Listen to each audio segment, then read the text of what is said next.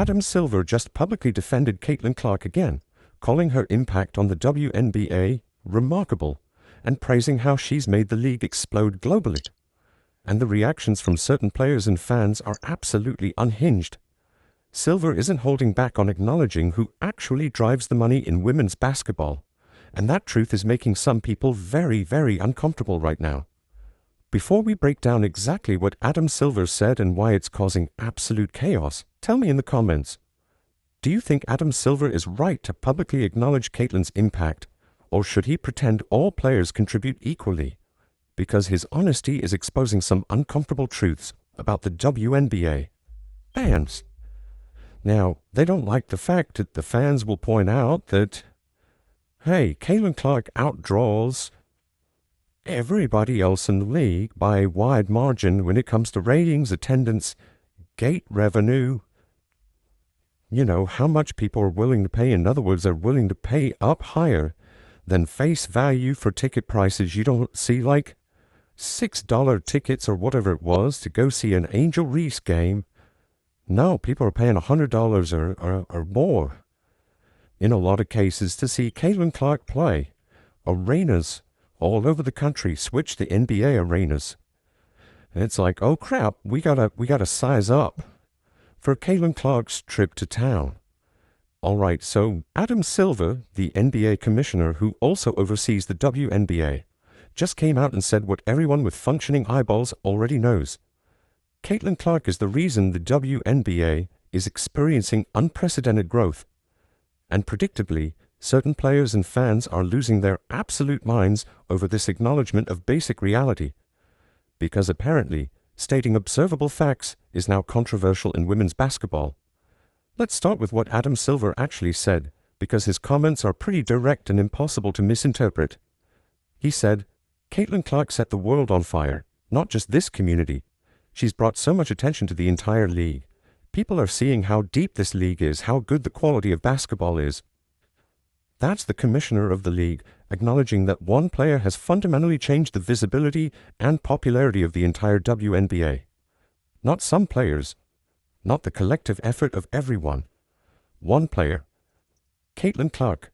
He also said when he was courtside at an Indiana Pacers game, to see the popularity of Caitlin Clark, to see the fever exploding in popularity, not just here in Indianapolis, Indiana, but globally, it's remarkable.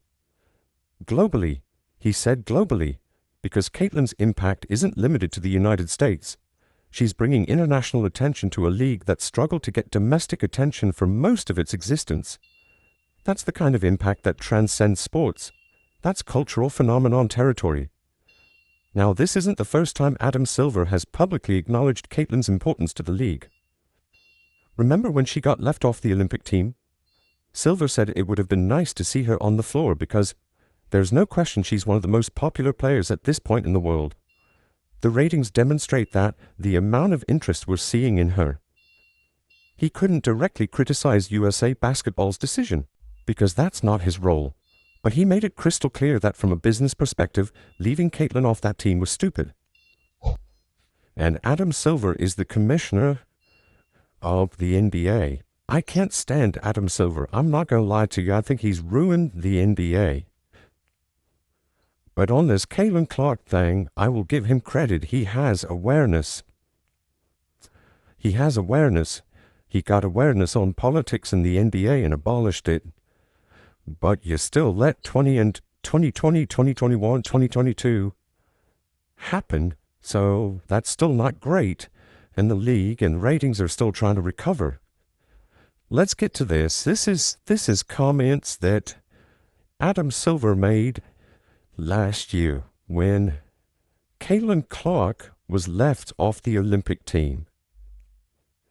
He said, he talked about them leaving her off, but he said, but I'd say from my standpoint, and I'm independent from USA Basketball and somebody whose job it is to oversee the NBA and ultimately WNBA, I keep telling you, Kathy Ingebert's not running this show. Quote, I wouldn't say I'm disappointed. And he was right. The Olympic team's games drew solid ratings, but they would have been exponentially higher with Caitlin on the roster. That's just facts.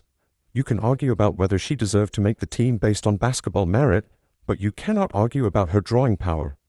It's measurable, it's quantifiable, it's undeniable. Or, there's no question she's one of the most popular players, and at this point in the world. The ratings demonstrate that, the amount of interest we're seeing in her. But again, my mandate is different than USA Basketball's. But he just came out and told you. Caitlin Clark's the one that drives the bus. But here's where this gets interesting. Adam Silver's willingness to publicly state these obvious truths stands in stark contrast to how WNBA Commissioner Kathy Engelbert has handled the Caitlin situation. There have been multiple reports suggesting that Engelbert downplayed Caitlin's impact, allegedly saying that Caitlin needs the WNBA more than the WNBA needs her. Which is absolutely delusional if she actually said that. The WNBA was struggling to get 300,000 viewers for most games before Caitlin arrived. Now, her games regularly pull over 1 million viewers. But sure, Kathy, the league doesn't need her. She's the one with the popularity. Well, guess what? He's saying it again. He's saying it again. You know, one of the reasons he went to these networks and said, hey, you need to give us a lot of money for the WNBA, it's because he knows he's got a cash cow. He's got somebody at least for, 44 games a year as long as she's healthy. He's going to get 1 million viewership rating on just about every game. Adam Silver doesn't have that delusion. He's a businessman first, and he recognizes what Caitlin represents financially. He went to television networks and said, give us a lot of money for WNBA rights. And the networks did because they know Caitlin Clark games will deliver audiences. He knows she's a cash cow. He knows that as long as she's healthy and playing, the league has a guaranteed 1 million viewer game 44 times a year. That's unprecedented in WNBA history. The attendance numbers tell the same story. Before Caitlin, you could get WNBA tickets for $6, sometimes less. Arenas were half empty most nights. But when Caitlin comes to town, tickets are selling for $100 or more. Teams are moving games to NBA arenas because their regular venues can't accommodate the demand. That's not happening because of the collective efforts of all WNBA players. That's happening because of one specific player who people want to see. And gate revenue tells an even clearer story. People aren't just buying tickets, they're paying premium prices, they're buying merchandise, they're engaging with the product in ways the WNBA has never seen before. They want to pretend that all WNBA players contribute equally to the league's success.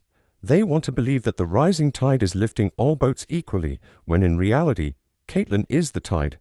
She's creating the wave that everyone else is riding, and some of them are so ungrateful about it that they're literally trying to injure the person who's making their increased salaries and better working conditions possible. Because let's talk about the physical treatment Caitlin has received on the court. She gets hammered constantly. Flagrant fouls that would result in ejections if they happen to other star players. Cheap shots when she doesn't have the ball. Dangerous plays that could end her career. And the referees largely let it happen. She barely gets to the free throw line despite being one of the most aggressive drivers in the league. Meanwhile, other stars get superstar calls on minimal contact. Adam Silver should be addressing this. If he really understands that Caitlin is the financial engine of the league, he should be protecting her the way the NBA protects its biggest stars. Michael Jordan got superstar calls. LeBron James gets superstar calls. Steph Curry gets superstar calls. Because the league knows those players drive revenue, and you protect your revenue generators. But Caitlin gets hit in the head, knocked to the floor, and the refs swallow their whistles like they're at a different game than everyone else is watching. And here's what's particularly frustrating about this situation. The WNBA players are currently negotiating a new collective bargaining agreement. They're demanding higher salaries, better travel conditions, improved benefits, and they have legitimate grievances. The league has underpaid them for years. But here's the uncomfortable truth. Without Caitlin Clark, they have zero leverage. None. The massive media rights deals that are funding these improved conditions. Those exist because networks believe Caitlin will deliver audiences. The expansion fees that are suddenly worth millions. Those are high because new owners believe Caitlin will drive interest in their franchises. Caitlin Clark is their leverage in these negotiations, and some of them treat her like garbage on the court. It's mind-blowing. It's like if the 1990s Bulls players spent their time trying to injure Michael Jordan because they were jealous of his endorsement deals. It's self-destructive insanity. And there are reports, multiple reports, that certain players get absolutely livid when Caitlin gets praised in ways they don't.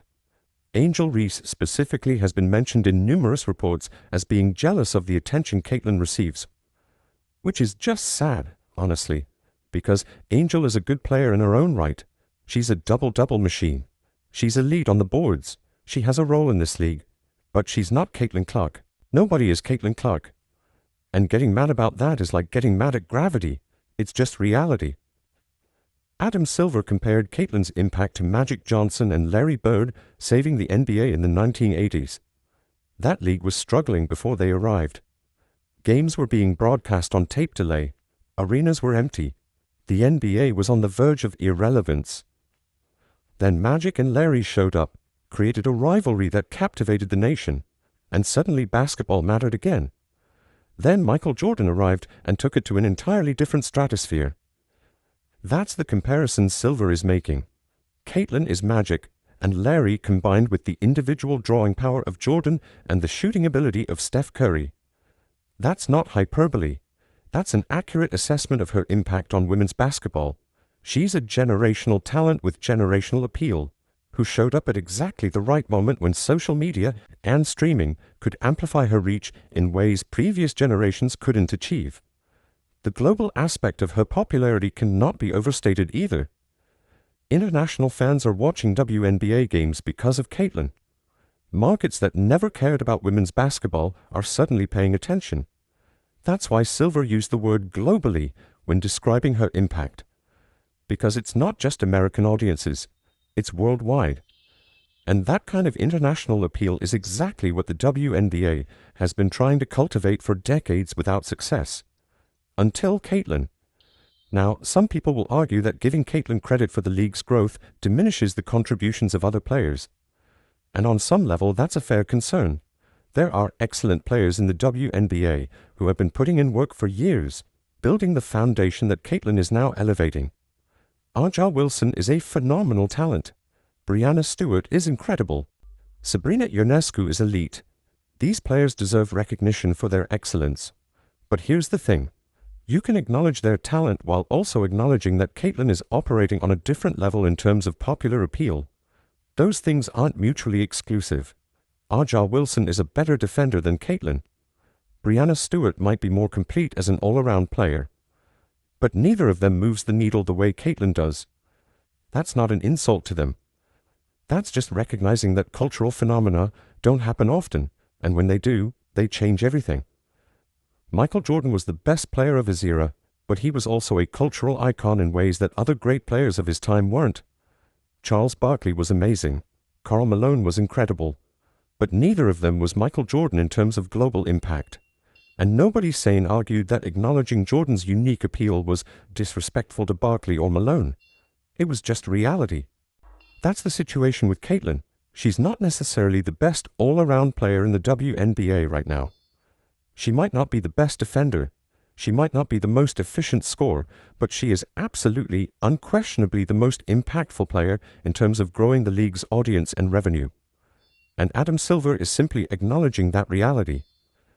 What's particularly rich about this entire situation is that the people who hate when Caitlin gets credit are the same people who will benefit most from her impact.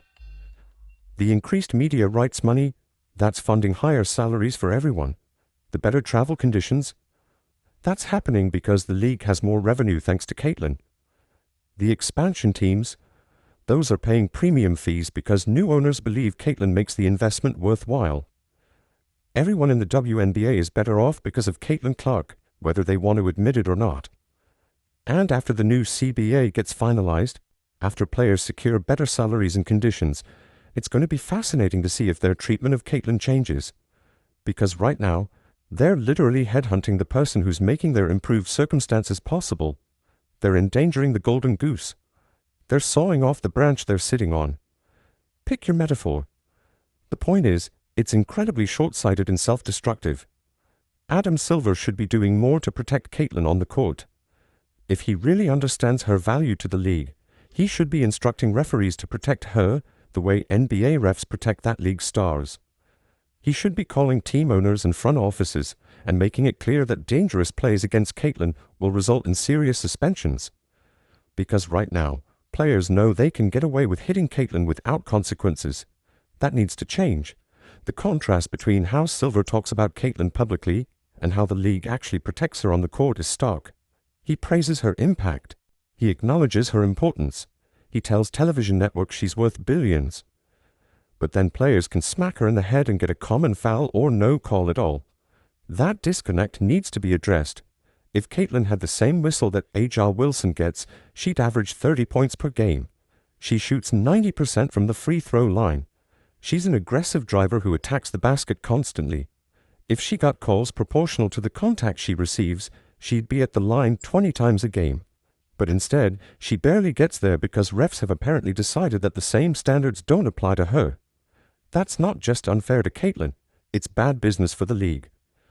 Because if she gets seriously injured due to dangerous plays that should have been flagged, the WNBA's golden era ends immediately.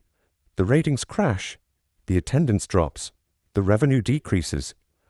Everything Adam Silver is praising about her impact disappears the moment she can't play anymore.